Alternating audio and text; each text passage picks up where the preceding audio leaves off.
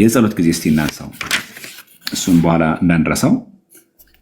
ስድስተኛው የሐዋርያ ሲኖዶስ የጸሎት ጊዜያትና ሰዓታት ስለመጠበቅ የተሰጠ የሐዋርያት ትእዛዝ ይላል። ትእዛዙ የማን ነው? የሐዋርያት ትእዛዝ። ከንጋት በፊት ለ3 ሰዓት ማለትም ለ9 ሰዓት በሌሊት ለጸሎት ቁሙ ይላል። 9 ሰዓት ሌሊት እንነሳለን ገና ከመንጋቱ በፊት። ሲጠባ ሲነጋ ማለት ነው። ለንጋት ጸሎት 12 ሰዓት፣ ከዛ ለ3 ሰዓት ጸሎት፣ ከዛ ለ6 ሰዓት ኮመንቱን አጥፉላቸው፣ ለ9 ሰዓት ጸሎት፣ በምሽትም ለሰርክ ጸሎት፣ ከምሽትም በኋላ ደግሞ ለሌላ ጸሎት፣ ሲመሽም ለ3 ሰዓት ጸሎት፣ ለመንፈቀ ሌሊት ጸሎት ጸሉ ይላል። ይሄ ተነትኗል እዚህ ጋር ልብ በሉ። ይሄ ስድስተኛ የሐዋርያ ሲኖዶስ ነው። አንቀጽ 24 እና አንቀጽ 25 ለምን እንደምጸልይ ይናገራል። ከሌሊቱ በ9 ሰዓት የሚደረገው ጸሎት እንግዲህ ስንቶቻችን ሌሊት 9 ሰዓት እንደምንነሳ እግዚአብሔር ይወቀው። ከሌሊቱ በ9 ሰዓት የሚደረገው ጸሎት በዚህ ሰዓት የጌታችን የኢየሱስ ክርስቶስን ለፍርድ መምጣት ተስፋ ስለምናደርግ ነው።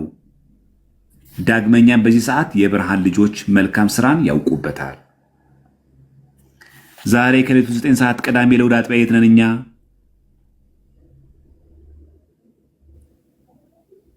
የት እናመሻለን? ነገ እሑድ የእረፍት ቀን ነው ብሎ ዛሬ ላይት ክለብ የሚያድር፣ ጭፈራ ቤት የሚያድር፣ ዳንኪራ ቤት የሚያድር የለም። ከሌሊቱ በ9 ሰዓት ከዚችም ሰዓት የጌታችን የኢየሱስ ክርስቶስ ለፍርድ መምጣት ተስፋ ስለምናደርግ ነው። 9 ሰዓት የምንጸልየው ጌታችን ለፍርድ ይመጣ ብለን አስበን።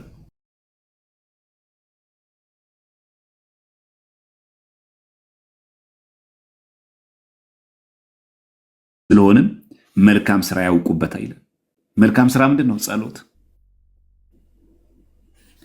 እግዚአብሔርን እያመሰገን በጧት የሚደረገው ጸሎት ብርሃንንና የብርሃን ጸዳል ለዛ ስላመጣልን የሌሊትና የጨለማን ፍርሃትም ስላስወገደልን ነው። ጧት 12 ሰዓት ምንጸልየው። ከቀኑ በ3 ሰዓት የሚደረገው ጸሎት በክርስቶስ ላይ የሞት ፍርድ ስለፈረዱበት ነው። እርሱም ለአዳም ልጆቹ የመዳን መርህ ሆነ። ስንት ሰዓት ላይ? 3 ሰዓት ላይ። ድንገት ቢሮ ውስጥ ነው 3 ሰዓት ላይ ወይ ታክሲ ውስጥ ወይ መኪና ውስጥ ከሆነ በልባችን በለሆሳስ አቡነ ዘበሰማያት መድገም አለብን። በ3 ሰዓት የሚደረገው ጸሎት ለምንድን ነው? በክርስቶስ ላይ የሞት ፍርድ ስለተፈረደበት ያንን እያሰብን ነው። ለእኔ ብሎ የተፈረደበት ጌታዬ ብለን እያሰብን ልክ 3 ሰዓት ጠዋት ሁሉ የምናስበው ጌታችን የተፈረደው ፍርድ እያሰብን ነው። እርሱም ለአዳም ልጆቹ የመዳን መርህ ሆነ። ማን? ጌታችን ክርስቶስ። አሁንች ቤተክርስቲያን ናት ጸረ ክርስቶስ። ክርስቶስ ሲጠራ ትፈራላችሁ አሁን ለኛ ይባላል ነው አይደለም? 3 ሰዓት የምንጸልየው ማንን እያሰብን ነው?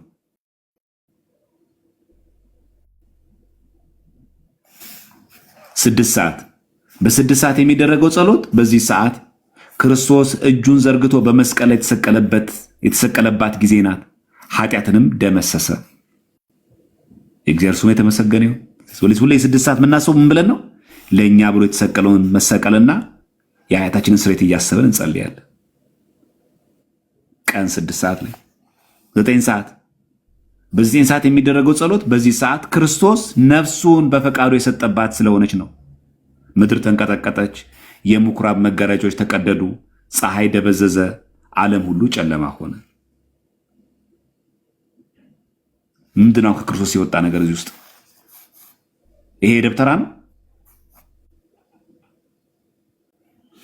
በምሽት ጸሎት የሚደረግበት ምክንያት የሌሊትን እረፍትና ማስተዋል ስላመጣላችሁ ከእናንተ ለእግዚአብሔር ምስጋና ለማቅረብ ነው። ከእናንተም የቀን ድካምና መታከትን አስወገደ። አስፈርኖ የጨለማ ሰዓት አሰለፈ ብርሃን ስለሰጠ እንዳልከው ቀኑን ደግሞ በሰላም አውሮ ስላሳደረ። በሌሊት የሚደረገው ጸሎት እግዚአብሔር ከጨለማ ልጆች ተንኮል ይጠብቃችሁ ዘንድ ለመለመን ነው። የጨለማ ልጆች እነማን ናቸው? ዲያብሎስ፣ አጋንንት፣ አላዋያን፣ መናፍቃን። ከእንደገናስ አጥፊ ከሆነው ከጠላት ወጥመድና ከክፉ አሳሰብ እንዲያድናችሁ ነው። እውነት እኮ ነው። ተኝተን ስንት ነገር እናስባለን። በሌሊት የምንፈጽመው ኃጢአት ነው እንዴ? ስንት ጉድ አለ በሌሊት የምንፈጽመው በሐሳብ፣ በንግግር፣ በተግባር። አጥፊ ከሆነው ከጠላት ወጥመድና ከክፉ አስተሳሰብ ክፉ አስተሳሰብ አለ። ሜንታሊቲው ጤነኛ ካልሆነ ማለት ነው። ከክፉ አስተሳሰብ እንዲያድናችሁ ነው። በዚህ ሰዓት አጋንንት ከሰዎች ጋር የሚጣሉባትና በልባቸው ውስጥ መጥፎ አስተሳሰብ የሚጨምሩባት ጊዜ ስለሆነች ነው። ምን እናደርጋለን? ሌሊት ተነስተን እንጸልያለን። እሺ ድንገት ቤተ ክርስቲያንን አይበለውና መናፍቃን ተቆጣጥረውት ወይ አህዛብ ተቆጣጥረውት ቤተክርስቲያን እንዳንሄድ ቢያደርጉ ምን ማድረግ ያለብን? ቤተክርስቲያን ከሄዳችሁ እንገላችኋለን ቢሉ ከቤታችሁ እንዳትወጡ ተብሎ ልክ እንዳስቸኳይ ጊዜ አዋጅ ቢታወጅና ቤተክርስቲያን የሄደ ሰው ይገድላል ቢባል ምን ማድረግ ያለብን? ይሄው እዚህ ላይ ያለ የሐዋርያት ሲኖዶስ አንቀጽ 33 ላይ ስድስተኛው ማለት ነው ገጽ 285 እናንብባት አይደል? የማምኑ ሰዎችን በመፍራት ያ ማለት አህዛብ ያንን ቤተክርስቲያን ዘግተውት ቢያጥሩት ወደ ቤተክርስቲያን መሄድ ካልተቻላችሁ እሱን የፈራ ክርስቲያን ካለ ምን ያርግ? እነዚህን ጸሎቶች በቤታችሁ ሆናችሁ ጸልዩ ይላል። ቅን ወዳልሆኑ ክፉ ሰዎች አብያተ ክርስቲያናት አትግቡ።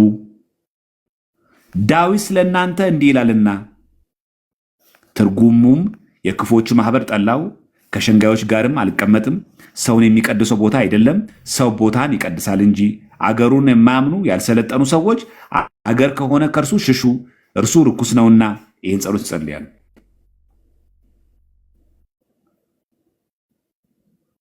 እነዚህን ጸሎቶች ጸልዩ ነው የሚለው። እዚህ ባይ ዲፎልት ከቤት እንዳንወጣ ብንታገድ፣ ቤተክርስቲያን ሄዶ ማስቀደስ፣ ጉባኤ መማር፣ ሰዓታት መቆም፣ ማህሌት መቆም አይቻልም ብንባል በቤታችሁ ሆናችሁ ጸልዩ ይላል። ይህንን ጸሎት ነው የሚለው። እነዚህን ጸሎቶች ጸልዩ። እነዚህ ጸሎቶች ይጸልያሉ። ይሄ ማን ያዘው? ስድስተኛው የሐዋርያት ሲኖዶስ አንቀጽ 33 ላይ። ስለዚህ ቤት ቁጭ ብለን እንደው አምላክ ምን አይነት ጉድ ዘመን አመጣህብን እንደው ምናን አይደለም የምንለው። አርግብን ከሆነ ይሄን ነው የምናደርገው። ግልጽ ነው ሐሳቡ። ይሄን እንዳንረሳው። እሺ ካህናትን በተመለከተ ቅድም ምዕመናን ሆይ ያለው ካህናት በተመለከተ ካህናት ወይ መብልና መጠጥ ወደሚደረግበት የሙታን መታሰቢያ በተጠራችሁ ጊዜ፣ ያ ማለት ተስካር የሙት ፍትሐት መታሰቢያ በሚሆንበት ጊዜ እንደነርሱ ስለ ሕያው ሰው እንደሚደረግ በማሰብ በቅንነት በግርማና በበዛ ፍቅር እግዚአብሔርን እየፈራችሁ ወደ እነርሱ ሂዱ። ተስካር ሙት ዓመት መታሰቢያ ተደርጎ ቅዳሴ ተቀድሶ ያ ሰው የሙት መታሰቢያ የሞተበት ቤተሰብ ለሞተ አባቱ ተስካር ካህናት ወደ ቤቱ ቢጠራ ካህናት ምን ያርጉ? መብልና መጠጥ ወደሚደረግበት ጠጅ ቤት አይደለም የሚለው፣ ዳንኪራ ቤት አይደለም የሚለው፣ ዘፈን ቤት አይደለም የሚለው፣ መብልና መጠጥ ወደሚደረግበት የሙታን መታሰቢያ በተጠራችሁ ጊዜ ካህናት ይሄዳሉ። እዛ ምን ያርጉት? ልክ ያ የሙት መታሰቢያ ጊዜ ስታደርጉ ያ ሙት በሕይወት እንዳለ አስባችሁ በክርስቶስ የሞተ ቢሞትም ይነሳላ እንደ እነርሱ ላለ ሕያው ሰው እንደሚደረግ በማሰብ በቅንነት በግርማና በበዛ ፍቅር እግዚአብሔርን እየፈራችሁ ወደ እነርሱ ሂዱ ይላል። እንቀጥል። በአንቀላፋው ሰው ያ በሞተው ሰው ተስካር በሚደረግለት ሰው ማለት ነው ምክንያት ስለተደረገው ግብዣ እግዚአብሔርን እንዲለምኑላቸው ለሚፈልጉ ሰዎች እንደ ልማዳቸው ብሉ። ቀሳውስትና ዲያቆናት በክርስቶስ ቤተክርስቲያን ውስጥ ናችሁና ራሳችሁና ሌሎቹን በመገሰጽ ንቁዎች ልትሆኑ ይገባል። ማንና ማን? ቀሳውስትና ዲያቆናት። ተስካር ቤትኛ ንቁ ነን። ይሄ ዛሬ የተጻፈ መጽሐፍ ነው። ቀሳውስትና ዲያቆናት በክርስቶስ ቤተክርስቲያን ደው ንግግራችሁ እንዴት እንደሚጥመው ግን የሐዋርያት የስድስተኛው የሐዋርያት ሲኖዶስ ነው። ቀሳውስትና ዲያቆናት በክርስቶስ ቤተክርስቲያን ውስጥ ናችሁና አይታችሁ ራሳችሁን ሌሎቹን በመገሰጽ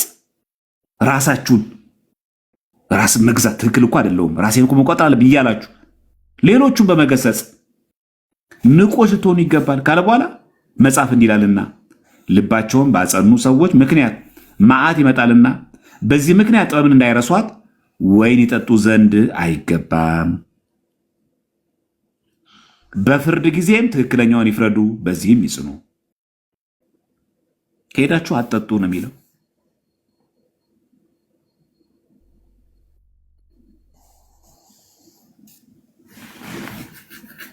ይሄ ማለት ግን ፈጽሞ ወይን ክልክል ነው አይልም።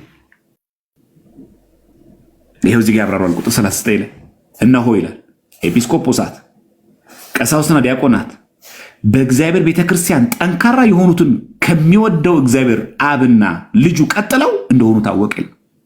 የእግዚአብሔር እንደራሴዎች ናቸው። አይታችሁ ከእግዚአብሔር በታች ነው። ይህን የምንለው አለ የሐዋርያ ሲኖዶስ፣ ይህን የምንለው ለዘላለሙ ወይን እንዳይጠጡ አይደለም።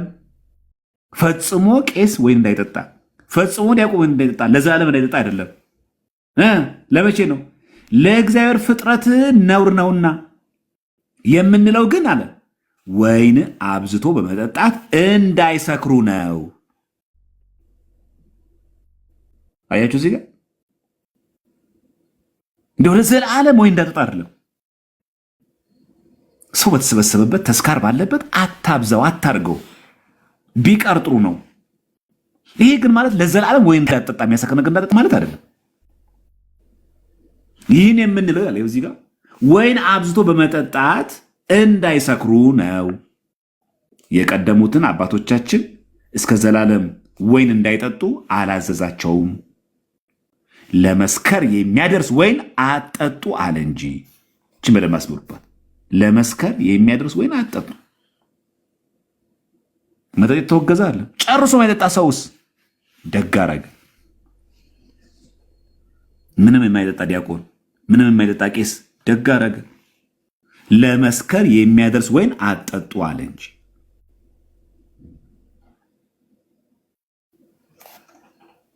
ስለዚህ በግብዣ ቦታ ላይ ምን ያድርጉ?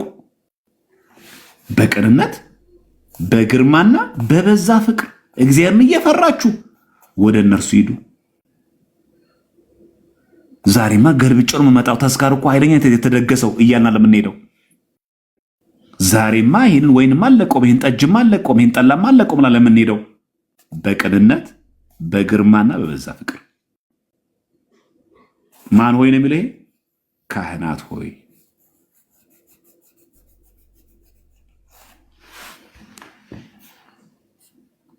በዚህ ትእዛዝ እንድንጓዝ እግዚአብሔር አምላክ ይርዳል። ይሄን ያዘዘው ማን ነው?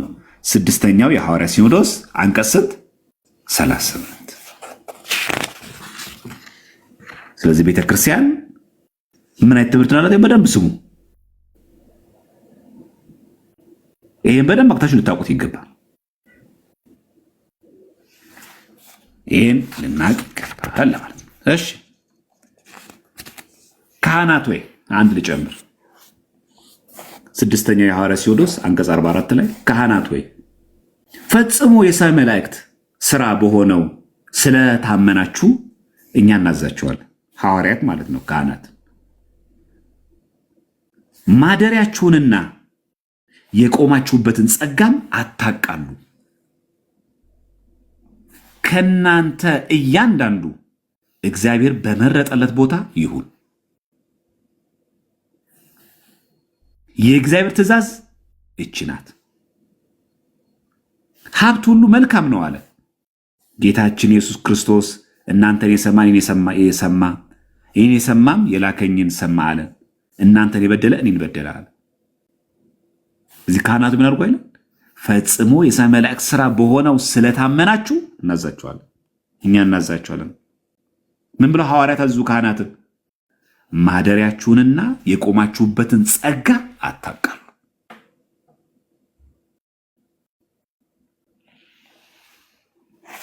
ካህን ሲል በነገራችን ላይ ዲያቆናትንም ቀሳውስትንም ኤጲስቆጶሳትንም ይመለከታል። ትዝ ይላችኋል በቤተ መቅደስ የምስራቅ በር ምን እንደሚለው የካህናት መግቢያ ያለ የሚለው የካህናት መግቢያ በሚለው በር ላይ የሚገቡት ቄሶች ብቻ ናቸው።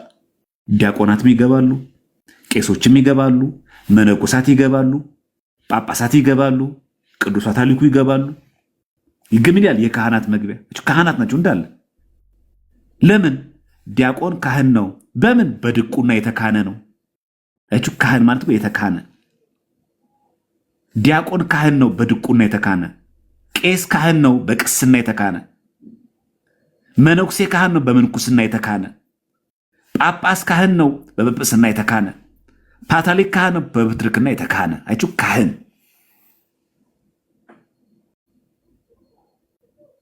እዚህ ያለን ዲያቆናት ካህናቱን ለመገሰጽ ለመምከር ስለማንበቃኛ እኛን እንመልከተው።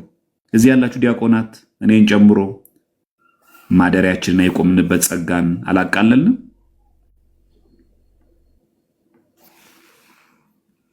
ከእያንዳንዱ ከእናንተ እያንዳንዱ እግዚአብሔር በመረጠለት ቦታ ይሁን ተብለን እግዚአብሔር ባልመረጠልን ቦታ አልተገኘን?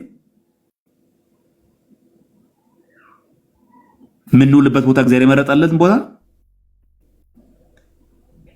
ምንውልበት፣ ምንዝናናበት፣ ምንወጣበት ስፍራ በሙሉ እግዚአብሔር የሚመርጠው እግዚአብሔር የወደደው ቦታ ነው።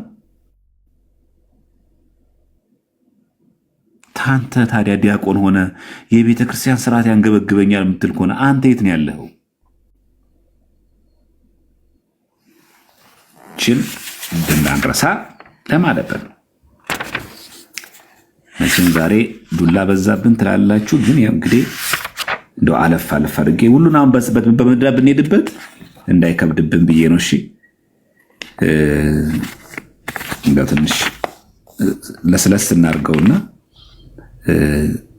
እንደው ለሁሉም በሚመጥን መንገድ ከበድም ሳይል ደግሞ ሳንዘነጋው አይቱ የካህናትን አየን፣ የቀሳውስትን የኤጲስቆጶሳትን አየን።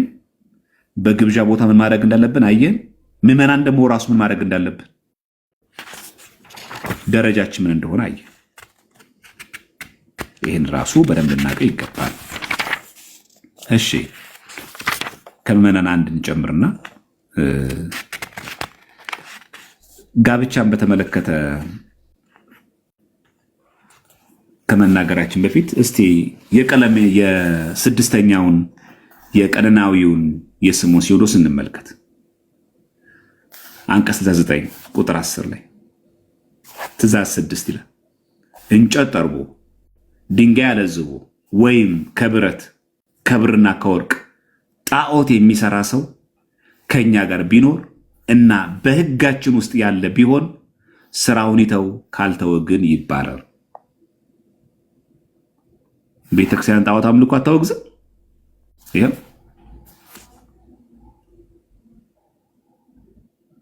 እንጨት ጠርቦ ይላል፣ ድንጋይ አለዝቦ ወይም ከብርና ከወርቅ ጣዖት የሚሰራ ሰው ከኛ ጋር ቢኖር እና በሕጋችን ውስጥ ያለ ቢሆን፣ በሕጋችን ውስጥ ማለት እያገለገለ ያለ ካህን፣ እያገለገለ ዲያቆን፣ እያገለገለ ያለ መነኩሴ፣ ማንኛውም ሰባኪ የሚሆንም ዘማሪ ይሄን የሚያደርግ ካለ መጀመሪያ ተመክሮ ስራውን ይተው፣ ካልተወ ግን ይባረር።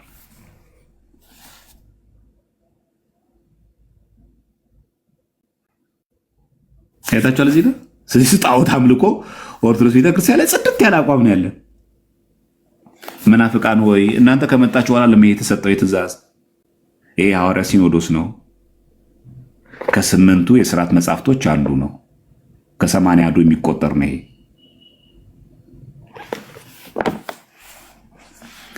ስለ ጋብቻ ትንሽ እስቲ እንበል። ከጭፍራዎች ወደ ሕጋችን የገባ ሰው ቢኖር አስገድዶ መቀማትን፣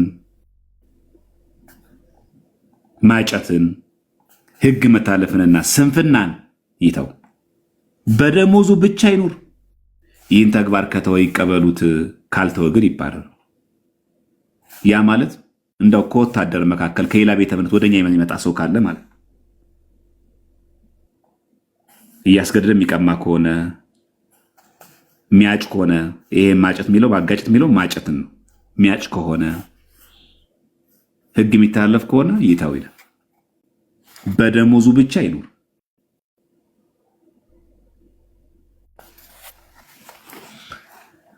ተመክሮ ካልመለስ ካለ ግን ይባረራል። እሺ፣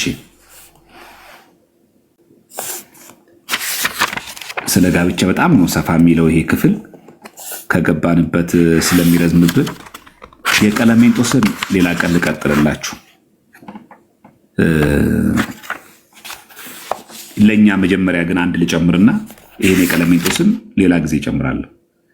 ክፍል 8 7ኛው የሐዋርያ ሲኖዶስ የቀለሜንጦስ ቀኖና ሌላ ጊዜ ጨምራለሁ። እቺ ግን ላንብብላችሁ። 6ኛው የሐዋርያ ሲኖዶስ አንቀጽ 78 ቁጥር 10 ላይ ትእዛዝ 15 እንዲህ ይላል፣ ለሰው መልካም ነገርን የሚያስተምር ሁላችንም ማለት ነው። ለሰው መልካም ነገርን የሚያስተምር ህዝባዊ ቢኖር ምመን የለም አለ አይደል? ዲያቆንም አይደለም ቄስም አይደለም ምንም አይደለም፣ ግን ያስተምራል።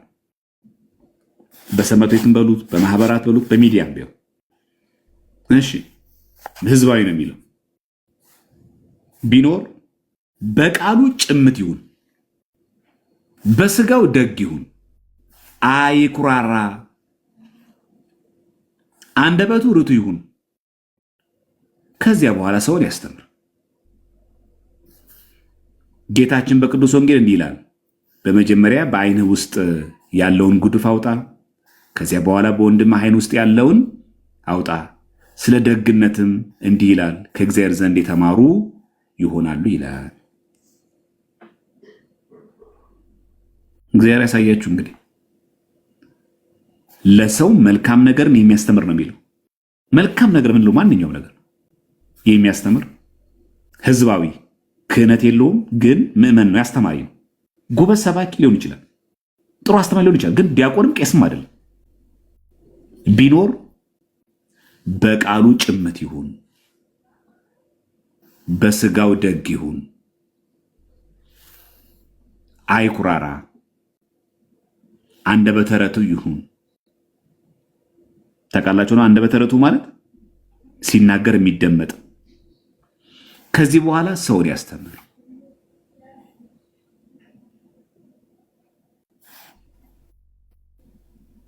ይሄ መስፈርት ማን ነው የሚያሟላው? ህዝባዊ አያስተምርም አላለም። ለማስተማር ቄስና ዲያቆን ካልሆንክ በስተቀር በማንኛውም መንገድ እንዳታስተምር አላለም።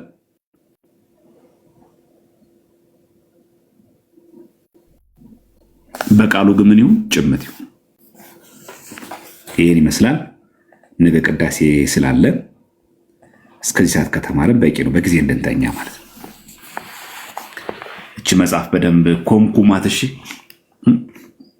ጥሩ ቸካይ ካለ ብዙ ነገር ያገኝባታል። ልቅም ስታነቡ ልቅም እያረጋችሁ በደንብ አረጋችሁ አንብቡባት፣ ትጠቀሙበታላችሁ። ራሳችን እንድናይ ያደርጋል። ዝም ብለን ብቻ ጳጳሳት ላይ፣ ቀሳውስት ላይ፣ ዲያቆናት ላይ ብቻ ዝም እጅ ከመቀሰር ራሳችን ላይም ስለሚያዞረው እኔ በሐዋርያት ትእዛዝ እየተጓዝኩ ነው። እኔ የሐዋርያትን ሲኖዶስ አከብራለሁ። ህጉ የሚለውና እኔ አንድ ነን። እኛ ሐዋርያት ያስተማሩትን ትምህርት እኔ እከተለዋለሁ ወይስ እኔን አይመለከተኝም? ለዛ ራሳችን በህግና በስርዓት መጓዝ አለብን። ስፔሻሊ ክህነት ውስጥ ያላችሁ ሰዎች እባካችሁ ልጅ መጽሐፍ በደንብ ታጥሩና በጣም በጣም በጣም በጣም ጠቃሚ ነገር ናት። ይሄ የሐዋርያ ሲኖዶስ ትእዛዝ ነው፣ መፈጸም ያለብን ነው። ይሄ ኮምፕሮማይዝ ማድረግ አንችልም። ይሄን